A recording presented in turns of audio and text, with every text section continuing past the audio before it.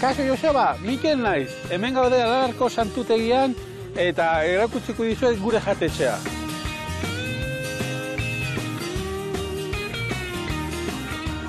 Bueno, hemen gaude santutegian, 12. mendekoa. Santutegian barruan, retabloa dago dela imagina angiruan aparte garrantzitsuena. Duela urte mordo bat lapurtu zuten, pixkanaka dena berriz ere errekuperatu zuten, eta bisita gidatuan histori guztia kontatzen dizute, eta oso polita da. Gero, amena ondoan, aurrena dago refugioa, taberna eta gero barruan jatetxea.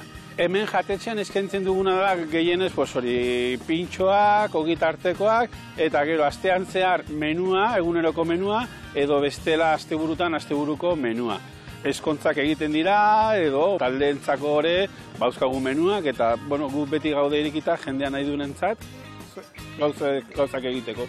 Artzai platera daukagu hemen, hori da hemengo artzai baten oroimenez, bera etortzen zanean beti bagenekien beti ziren arrautza prejituak, xolamoa, urradai aspikoa, txistorra, iruigilarra, patatarekin. Txerriari homenajea, hemen artzai asko ibiltzen dira, eta beraiei di kinu bat hau mantentzen segi dezatela.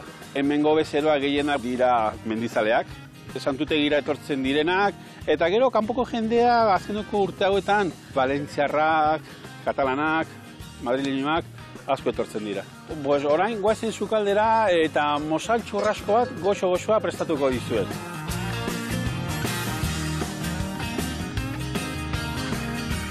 Osagaiak, mosalaren txurraskoa, piper batzu eta patatak. Gure sukalde mota da oso tradizionala, betiko sukaldea, mendizaleak dira, eta nahi dute mendian ibili ondoren, janaria, ondo prestatua, eta tripa ondo bete. Guk etxean lekun berrin baratza daukagu, barazki gehienak etxekoak dira. Eta guain modan jartzen ari da moxala, eta haragia oso sanoa da. Niri gustatzen zait, eta ari gara pixka bat jendea berriro ere azten dan gastatzen produktu hau oso nadalako. Orain patatak moztuko ditugu eta jarriko ditugu frijitzen, moxala parrilen egiten den bitartean. Jarriko dugu hemen brasan moxala egiten.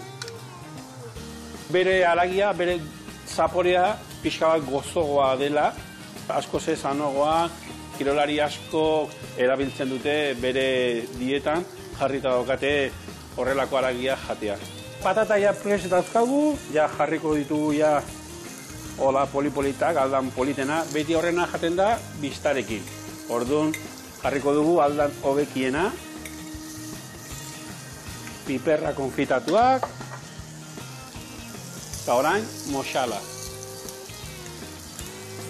Eta listo, orain disfrutatu.